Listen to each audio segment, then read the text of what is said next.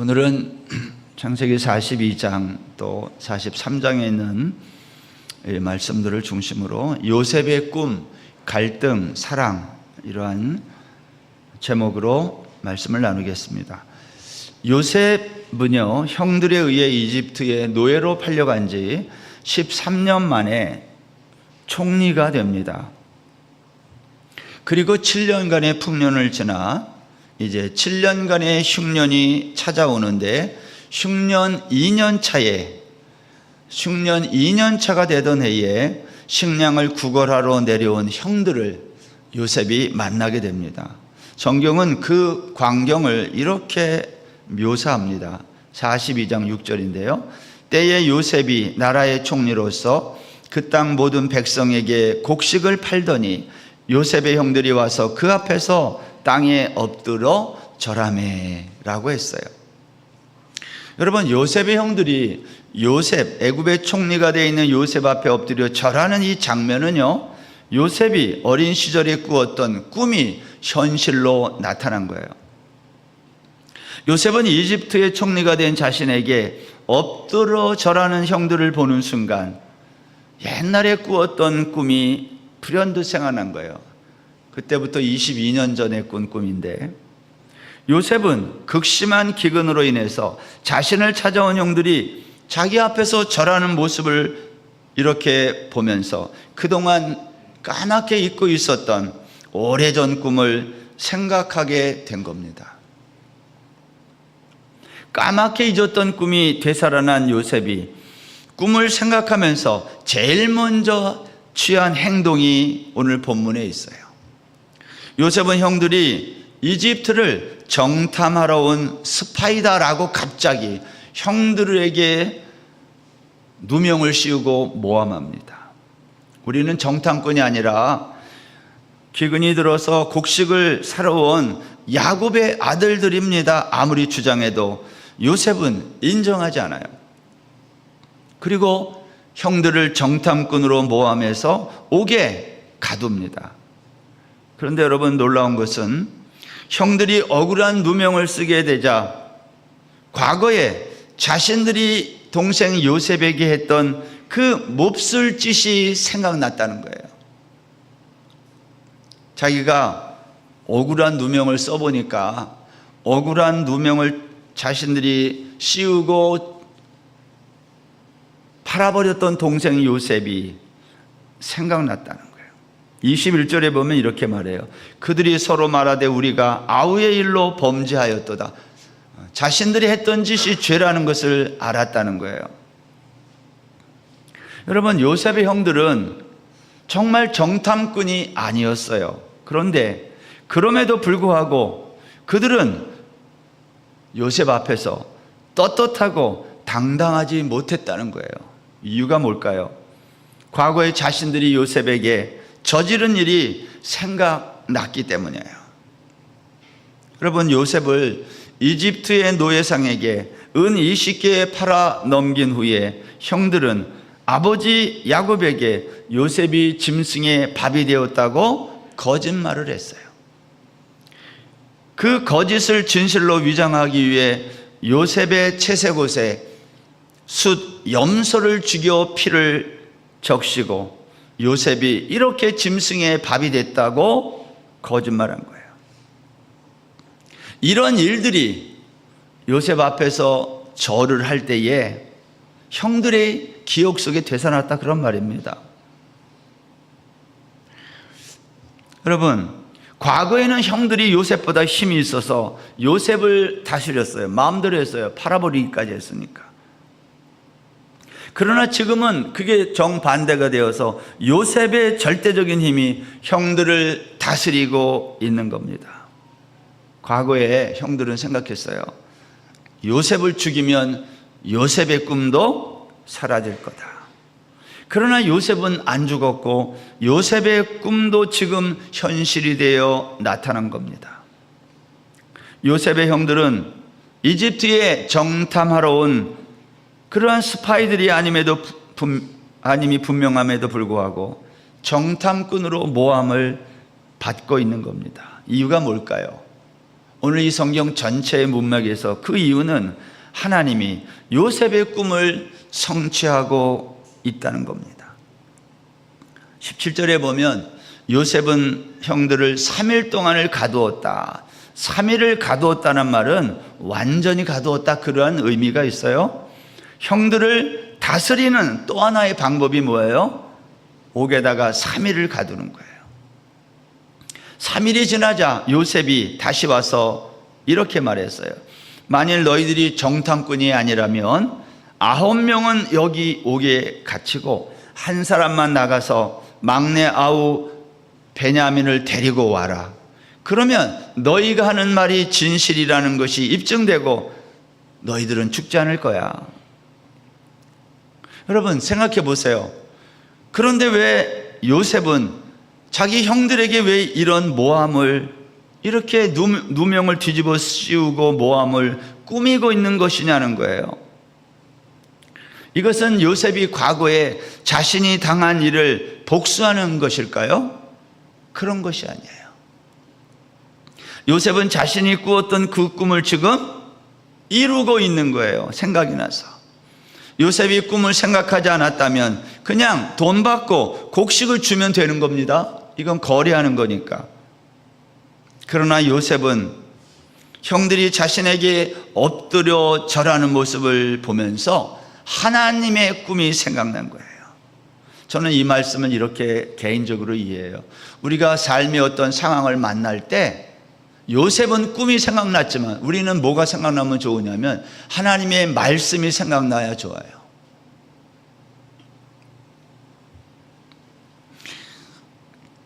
여러분, 요셉은 자기의 꿈이 생각나서, 다른 말로 하면 우리가 말씀이 생각나서 그 말씀을 지키는 거예요. 그 말씀을 이루어지게 하기 위해서 형들을 거짓으로 모함하는 것입니다. 그런데 여기에 갈등이 있어요.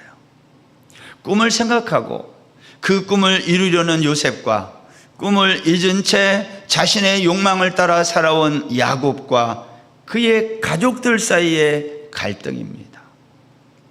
여러분, 사람이 꿈을 가지면 삶의 방향이 보여요. 그러나 꿈이 없는 사람은 삶의 방향이 보이지 않습니다. 요셉은 형들을 만나면서 지난 22년 동안 풀리지 않았던 그의 삶의 문제가 하나씩 둘씩 퍼즐처럼 맞춰지는 것을 경험한 거예요. 사실 요셉은 22년 동안 이집트 땅에서 고통스러운 시련의 시간을 보내왔는데 왜 내가 이런 어려운 일을 겪어야 되는지 요셉은 몰랐어요. 근데 형들을 만나면서 그의 꿈이 생각나면서 그 문제의 퍼즐이 맞춰지기 시작한 거예요. 그러면서 동시에 요셉은 갈등하기 시작했어요. 요셉의 갈등은 여러 장면에서 나타나는데 그 첫 장면이 정탐꾼으로 모함받은 형들이 서로에게 하는 말을 요셉이 들었을 때입니다. 창세기 42장 24절에 보면 요셉이 그들을 떠나가서 울고 다시 돌아와서 그들과 말하다가 그들 중에서 시므온을 끌어내어 그들의 눈앞에서 결박하고 그랬어요. 형들은 과거에 자신들이 요셉에게 했던 그 못된 짓을 기억하면서 괴로워했어요. 여러분, 요셉을 구덩이에 가둘 때, 노예상에게 또 팔 때 요셉이 애거를 했지만 요셉의 형들은 그것을 보고도 들은 척하지 않았다고 했습니다. 기억나세요? 창세기 37장을 살필 때 제가 그렇게 말씀드렸습니다. 요셉은 형들에 의해서 물 없는 구덩이에 던져지고 형들은 요셉이 가져온 도시락을 우물 밖에서 먹을 때, 그리고 이집트 노예상들에게 요셉을 팔 때 요셉이 어떻게 했다고 그랬어요? 형들 왜 나에게 이렇게 하십니까? 나 살려주세요 하고 애걸하거나 소리치지 않았다 그랬어요. 기억나세요? 그래서 요셉의 그러한 모습을 마치 십자가에 달리실 때 침묵하셨던 예수님의 침묵과 같다고 말씀을 드렸어요. 근데 오늘 말씀해 보면 그것은 사실이 아니었어요. 요셉은 형들에게 이런 고초를 당할 때 침묵한 것이 아니라 애걸했다고 형들이 지금 사실을 고백하는 거예요. 요셉이 애걸할 때에 우리가 그걸 못 본 척 했다고 말하지 않습니까?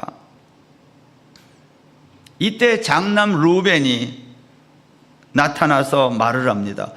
내가 그때 너희에게 죄를 짓지 말라고 했는데도 너희들이 내 말을 듣지 않아서 지금 그 벌을 우리가 받고 있는 거야.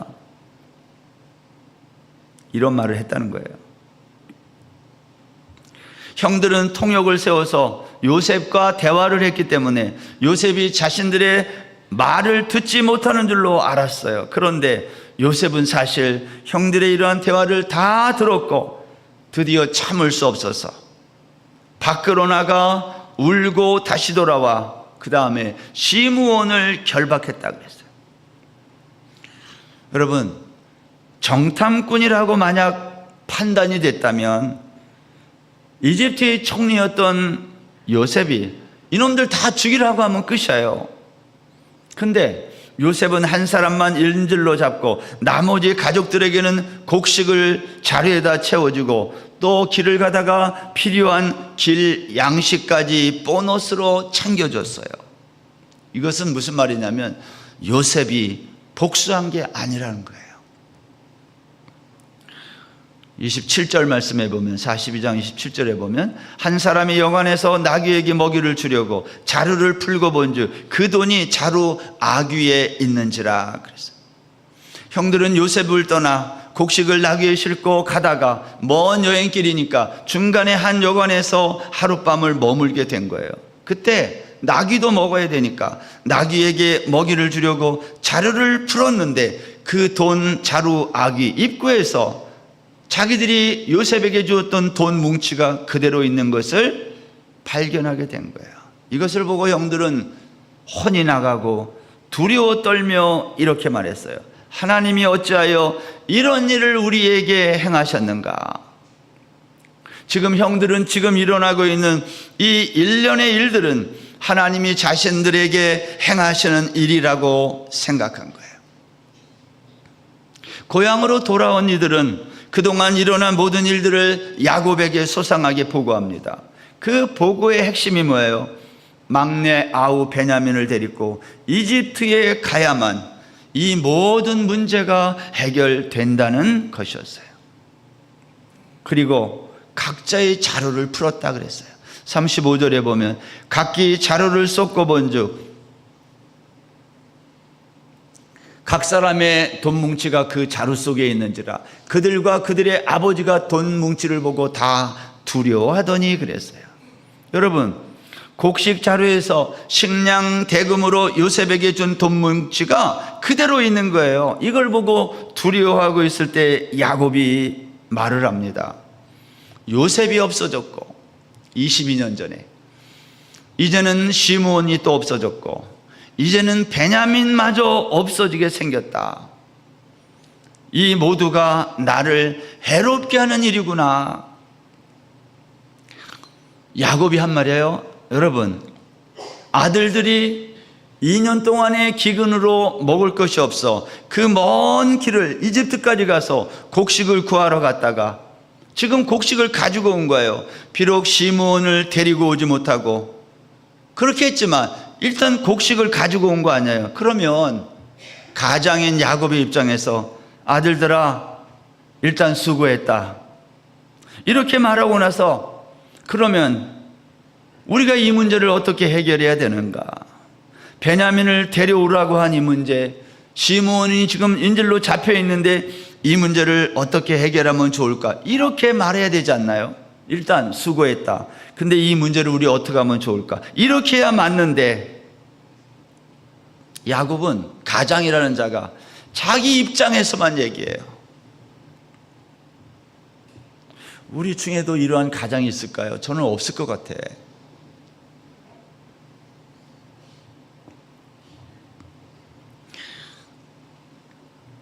저는 이 야곱을 볼 때마다 성경이 야곱을 우리에게 이렇게 소개하고 야곱의 인생을 이렇게 자세하게 드러낸 이유가 뭘까요? 너희들이 야곱이라는 거예요. 이 말씀을 듣는 우리가 야곱이라는 말을 성경이 하고 있는 거예요. 아, 이 못된 놈, 이런 놈이 성경에 다 있네, 이렇게 하지 말고, 아, 내가 야곱이라는 거구나. 자기만 생각하는 사람, 그게 야곱이에요. 나만 해롭게 되었다. 이때 루벤이 이렇게 말합니다. 아버지, 베냐민의 이 문제를 나에게 맡겨주시면 내가 이 문제를 깔끔하게 해결하고 돌아오겠습니다. 만약 그렇게 못하면 여기 있는 내 두 아들을 죽여도 좋습니다. 이것도 허풍 아니에요? 루벤은 집안의 장남으로서 책임감을 느끼고 이 문제를 해결하기 위해 앞장선 것으로 보입니다. 근데 야곱은 루벤의 이 제안도 한마디로 거절해요. 38절 보시면, 야곱이 이르되 내 아들은 너희와 함께 내려가지 못하리니 그의 형은 죽고 그만 남았음이라. 만일 너희가 가는 길에서 재난이 그에게 미치면 너희가 내 흰머리를 슬퍼하며 스올로 내려가게 함이 되리라. 여러분, 여기에 보면 내 아들이라는 말이 나와요. 내 아들은 너희와 함께 내려가지 못한다. 베냐민을 말합니다. 베냐민을 보낼 수 없다는 거예요. 나에게서 베냐민을 빼앗는 것은 나를 죽이는 것과 같다는 거예요. 여러분, 이 말을 듣는 형들을 생각해 보세요. 야곱은 베냐민과 형들을 구별하고 있어요. 요셉을 편애하다가 결국은 요셉을 잃었는데 이제는 베냐민을 편애하고 있는 거 아닙니까? 이 말을 듣는 형들의 마음은 아마 무너졌을 거예요. 낙심했을 거예요. 그러면 요셉과 베냐민만 아들이고 우리는 뭐냐? 그런 생각 들지 않았을까요? 세상에는 야곱과 같은 아버지가 또 없을 겁니다. 이럴 수는 없어요. 그런데 야곱이 자기밖에 모르는 철저히 이기적인 사람의 모습으로 성경에 등장하고 있어요. 그 이유가 뭘까요? 성경은 우리에게 이걸 말하고 싶은 거예요.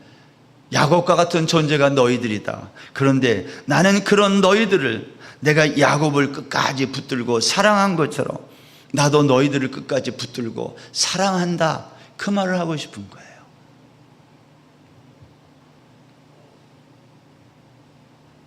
우리가 앞에서 요셉이 형들을 만난 다음 자신의 꿈을 생각했다고 했습니다. 그러면 야곱에게는 꿈이 있었을까 하는 겁니다. 요셉에게는 꿈이 있어가지고 그 꿈이 생각났다고 했는데, 그렇다면 야곱에게는 꿈이 있었을까요? 예, 야곱에게도 꿈이 있었어요. 야곱의 꿈은 무엇일까요? 그는 장자가 지배하는 이 세상에서 장자가 되어 장자의 복을 누리는 게 그의 꿈이었어요. 야곱은 그 꿈을 위해 정말 누구보다 열심히 살았어요. 여러분, 이 세상에 열심히 안 사는 사람이 어디 있어요? 다 열심히 살아요. 열심히 사는 것보다 중요한 게 있어요. 잘 살아야 돼요.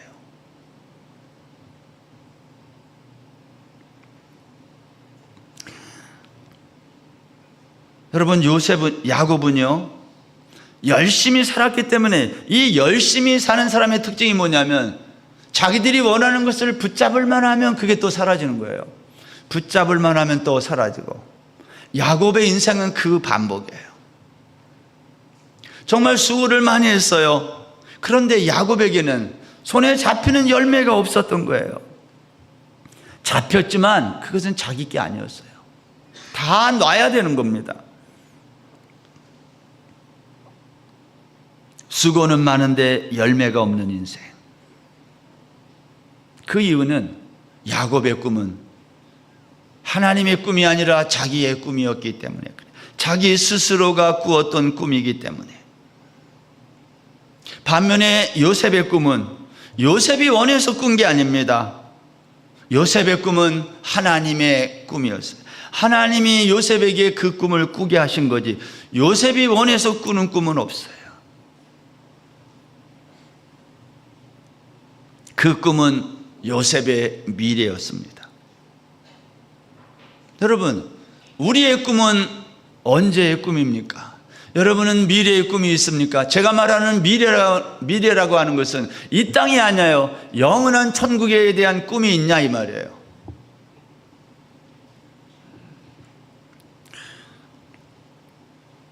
여러분,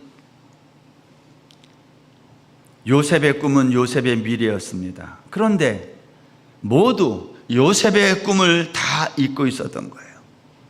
그러는 사이에 요셉은 이집트의 총리가 되어 이집트를 다스리는 자가 되었어요. 요셉의 입장에서 충분히 만족하며 살 수 있었을 것입니다. 그러나 요셉은 형들을 만나면서 자신의 꿈이 생각났고 그 꿈을 이루기 위해 그는 형들에게 갑자기 정탐꾼이라는 누명을 씌워 모함하면서 그의 아버지와 모든 가족들을 이집트 땅으로 불러오게 한 것입니다. 왜냐하면 요셉은 온 가족을 다스리는 꿈을 꾸었기 때문이에요. 여기에 갈등이 시작돼요. 여러분, 예수 믿고 천국의 꿈을 가진 사람은요, 이 세상에서 갈등하며 사는 사람이지 편안한 게 아니에요. 왜냐하면 이 세상 사람들의 꿈과 우리의 꿈이 다르기 때문에. 그래서 우리는 늘 갈등해요. 내가 제대로 살고 있나 이게. 애굽의 총리가 됐으면 갈등할 게 뭐가 있어요? 그 정도면 됐지. 근데 요셉은 그 편안하고 만족할 만한 삶을 버리고 갈등하기 시작했어요. 뭐가? 그의 꿈이 그를 그렇게 만들었어요. 꿈을 생각하고 이루려는 요셉과 요셉의 꿈을 잊은 채 자신의 욕망을 따라 사는 야곱과 그의 아들들 사이에 갈등이 일어났어요.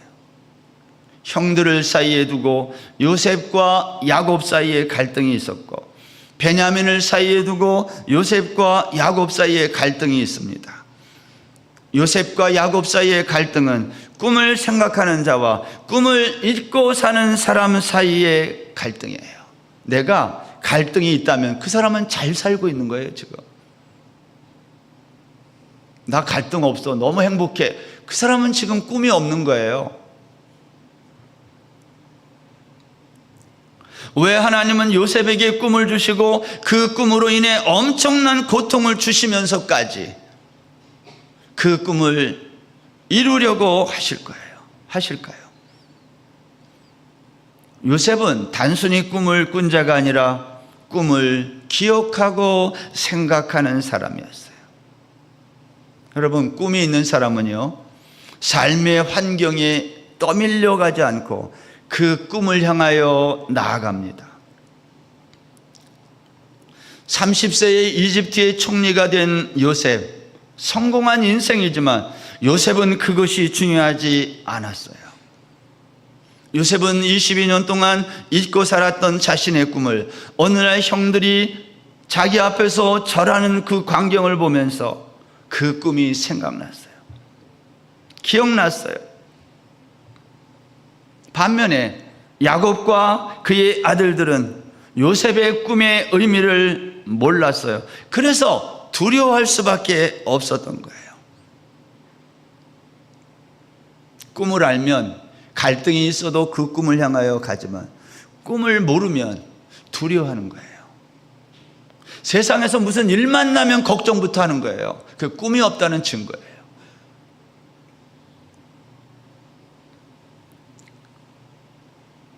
꿈이라고 하는 것은 요셉의 가족에게 갈등을 가져왔어요. 여러분, 갈등이 있다고 하나님이 우리에게 주신 꿈을 접지 않기를 주의 이름으로 축원합니다. 갈등이 있는 게 잘 사는 거라니까요.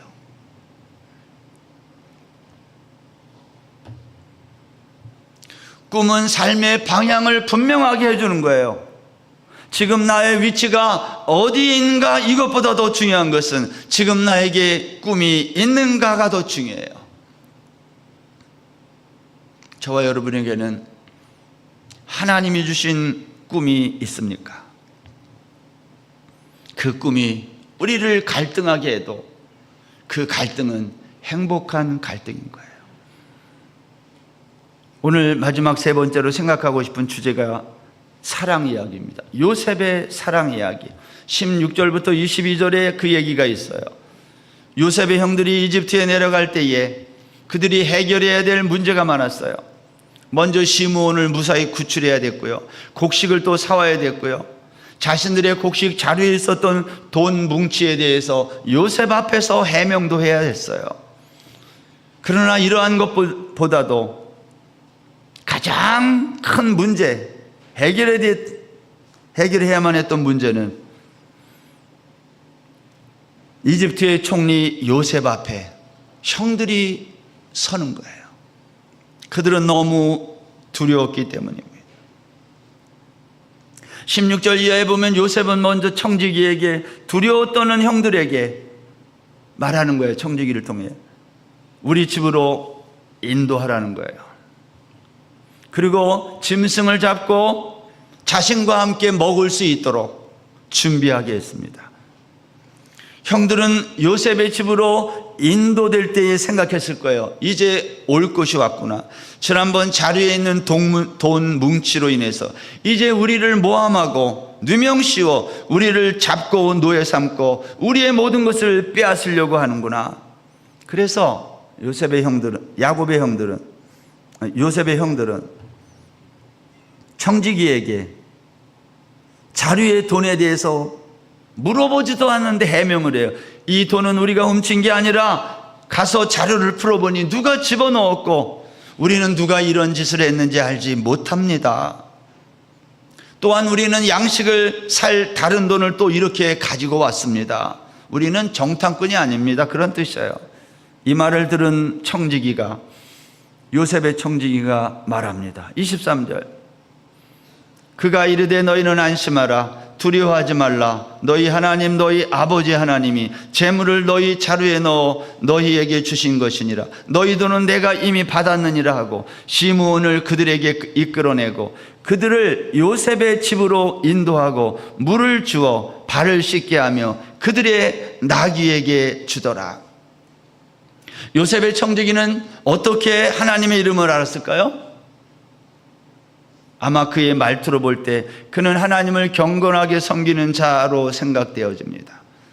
요셉은 지난 22년 전 자신을 죽음으로 내몬 형들을 얼마든지 복수할 수 있는 힘이 있었어요.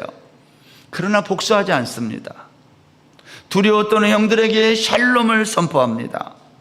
청지기가 음식을 준비하고 형들을 집으로 인도하고 나귀에게 물을 주는 이 광경, 여러분, 이 광경은 이곳이 어디인지를 우리에게 느끼게 합니다. 이곳은 이집트가 아니라 요셉의 통치가 미치는 샬롬의 나라, 하나님의 나라인 거예요. 여러분, 한 사람이 어느 지역을 통치할 때 그 사람이 누구냐에 따라 그 지역의 분위기가 바뀌어요. 요셉의 집은 이집트 땅에 있었지만 요셉의 집은 요셉의 통치 아래 있었어요. 요셉의 통치가 미치는 이 지역은 이 세상에 있지만 하나님의 나라 같았다. 그것을 성경이 보여주는 겁니다. 요셉의 청지기는요, 자신이 돈을 형들의 자루에 집어넣고도 하나님이 집어넣었다 그래요. 형들이 양식을 구입할 돈을 지불하지 않았는데 이미 받았다는 겁니다. 그리고 인질로 잡아두었던 시므온을 내어주는 거예요. 여러분, 지난 22년 동안 요셉에게는 도대체 무슨 일들이 일어난 것일까요? 우리가 아는 대로 성경은 요셉에게 있었던 지난 22년은 고난과 억울함과 시련의 시간이었어요. 그러나 그런 고난과 시련과 억울함이 요셉에게, 형들에게 대한 미움과 복수심으로 나타나지 않고 오히려 그리움과 사랑으로 승화되어 나타난 것입니다. 요셉은 형들을 만난 잔치자리에서 아버지의 안부를 묻고 동생 베냐민을 향하여 소자여, 하나님이 내게 은혜 베푸시기를 원한다 그랬어요. 30절에 보면 요셉이 아우를 사랑하는 마음이 복받쳐 급히 울 것을 찾아 나갔다가 다시 들어왔다 그랬어요. 요셉이 얼마나 사랑에 불타고 있었는지를 보여줍니다. 34절에 보면 요셉은 베냐민에게 다른 사람보다 음식을 5배나 더 줬다 그랬어요. 5배를 더 준다고 다 먹을 수 있는 것은 아니에요. 이것은 요셉의 사랑을 보여주는 겁니다. 여러분, 요셉이 형들을 자기 집으로 초청해 가지고 그곳에서 음식을 차리고 따뜻하게 대접하는 이 모습, 이것은 이 땅의 모습이 아니에요. 이 땅에서는 볼 수 없는 모습이에요. 성경이 우리에게 그것을 말하고 싶은 거예요. 여러분, 세상에 살다 보면요, 때로는 가해자의 편에 설 때가 있고 때로는 피해자의 편에 설 때가 있습니다. 그래서 때로는 용서해야 되는 자리에 서야 될 때도 있고 때로는 용서받는 자리에 서야 될 때도 있어요. 그런데 여러분, 용서는요, 요셉과 같이 피해자가 용서할 때 가장 힘이 있다는 거예요. 용서는 누가 하는 거예요? 가해자가 하는 게 아니라 피해자가 하는 거예요. 세상에 흉한 모습이 많이 있지만 그 가운데 가장 흉한 모습이 있다면 그것은 피해자가 용서하지 않고 오히려 악해지는 거예요. 예를 들면 교통사고가 났을 때 보통은 가해자로부터 가능하면 많은 치료비를 받아내거나 위자료를 받아내기 위해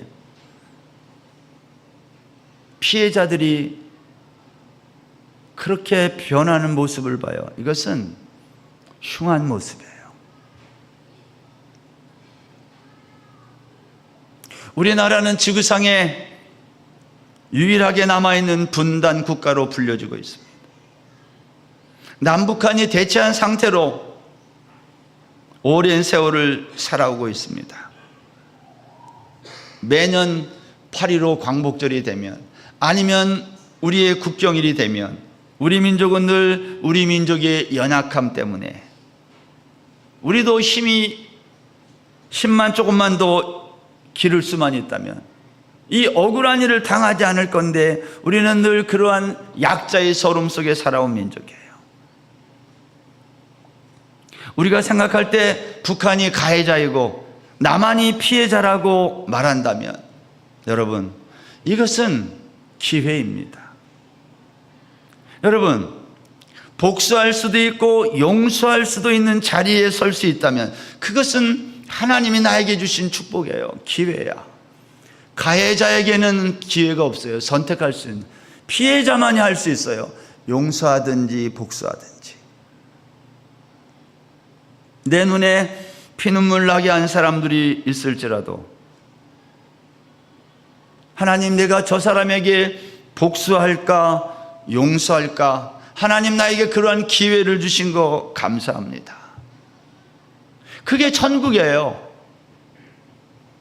오늘 우리가 사는 이 지구촌, 이 세상은 나라와 나라가, 민족과 민족이, 개인과 개인이, 모든 사람들이 가해자의 편에 서고 피해자의 편에 서면서 할 수만 있으면 자기 편에 유리한 쪽으로 선택을 한다 이 말이죠.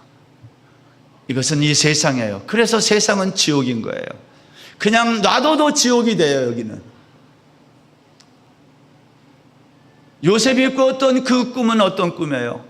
요셉이 꾸었던 그 꿈은 천국의 꿈인데 그 천국의 꿈은 피해자의 입장에 있지만 복수하지 않고 용서하는 꿈이었어요. 저는 드라마나 영화 중에 복수하는 영화 이런 거 참 좋아합니다. 얼마나 통쾌한지를 몰라. 아, 저놈 언제나 저거 박살나지. 막 어떻게 박살날까? 10배로 갚아줘라. 아주 시원하게. 목사가 이런 거 보면 돼요. 근데 저는 그런 게 좋아요. 어쩔 수 없어. 저는 사실은 젊어서는요, 격투기, 권투 이런 걸 좋아했어요. 얼굴 생긴 거랑 전혀 반대잖아요. 근데 제가 생각해 봤어요. 왜 나는 그러한 권투를 좋아하고 격투기 같은 걸 좋아하고, 그리고 왜 복수하는 그러한 영화나 드라마를 좋아할까? 그래서 드라마가 끝날 때 시원하게 복수가 안 되면 재미가 없어요. 아쉽다. 저는 요셉의 이 사랑 이야기를 오늘 설교를 준비하면서 제가 얼마나 인생을 잘못 살고 있는지를 생각했어요. 여러분 이런 생각 해보셨나요? 만일 요셉이 자기에게 곡식을 사러 온 형들, 자기의 가족들을 잔인하게 복수했다면, 그러한 스토리로 이 요셉의 이야기가 끝났다면 창세기의 이 요셉 이야기가 얼마나 씁쓸했을까요? 이 세상과 뭐가 달라요? 감사하게도 요셉은 형들을 복수하지 않고 용서하는 사랑을 선택했다는 거예요. 우리도 이렇게 살아야 되지 않겠습니까? 나를 그렇게 힘들게 한 어떤 사람이나 나를 그렇게 힘들게 했던 어떠한 사건이 있을지라도 내가 그 이상으로 갚아주고 복수하기보다 요셉처럼 그리움과 사랑으로 승화시키는 거야. 그것을 하나님 나라라 그러고, 거기에 샬롬이 있다 그러고, 요셉이 자기 집에서 잔치를 베풀면서 그것을 우리에게 보여준 것입니다. 누가 다스리느냐에 따라 세상은 달라지는 거예요. 우리가 살고 있는 이 세상, 하나님이 통치하는 천국이 되기를 기도하는 마음으로 우리 자신들도 하나님, 나도 요셉처럼 꿈과 갈등과 사랑, 이 주제를 생각하면서 이 한 주간 하나님 이 말씀들이 내 마음을 지배하는 복된 한 주간 되게 해달라고 기도하는 복된 한 주간 되시기를 주의 이름으로 축원합니다.